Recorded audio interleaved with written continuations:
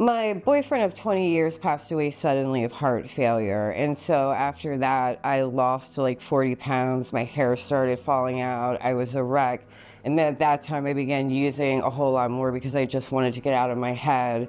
And I OD'd, and I was in a camper with my boyfriend at the time, like 15 miles away from anyone, no phone. So if he had had to call an ambulance or something, I would have been dead. But luckily, he had a thing of Narcan there, and he Narcaned me. And I came to, but it was really a wake-up call. When I came to, I was so scared that I could have died, and they wouldn't have gotten to me in time. So at that point, I started researching about methadone and Suboxone and seeing what I could do to try to, get better.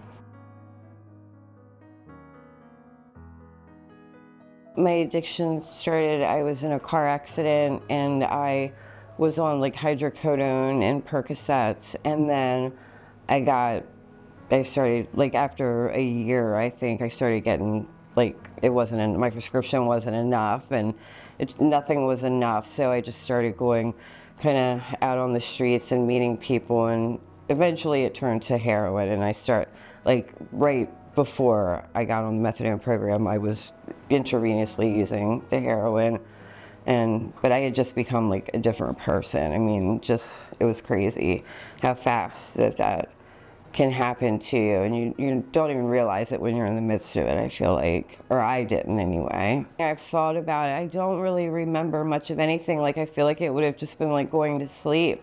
I didn't remember anything at all until I woke up, and I didn't really realize what had happened, and he was crying, and he was like, your ribs might be bruised. I didn't know what to do.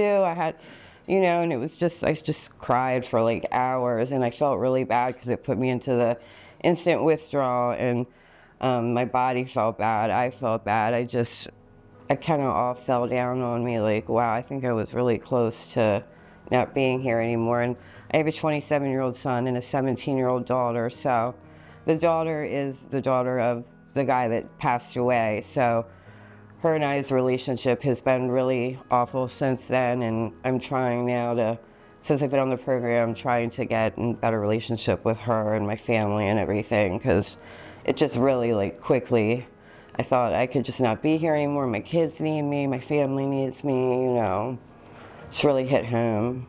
So what was like before that car accident? Normal, just everything was fine. It kind of screwed up everything, really. I had never tried a pill. The only thing I had done was drank alcohol. That was it, So I was really kind of like a preppy girl. My family had money. Like, it wasn't like I was, out on the streets or, I had trouble in my family. It was never anything like that. I mean, I was normal. And then once that happened, and I really liked the feeling of the medicine that they gave me, and then I started taking more and more to try to get that feeling, because it wasn't coming to me like as quickly as it did. So it just steamrolled really quickly. I feel like if I hadn't had that car accident, I mean, I'm not going to say that I wouldn't have ever done drugs, but I don't think it would have gone to the extent that it did. Now, I can't change what I did. I can't change the fact that I was like a shitty mom, but I can just try to be better for her and for everyone. Are you proud of everything that you've accomplished in this journey? I am, yeah. I think I've come a long way.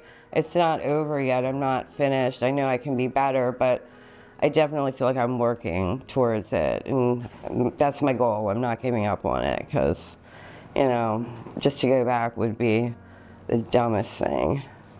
I mean, everybody has setbacks, and I've had a couple, but where I am right now, I think it's a pretty good place.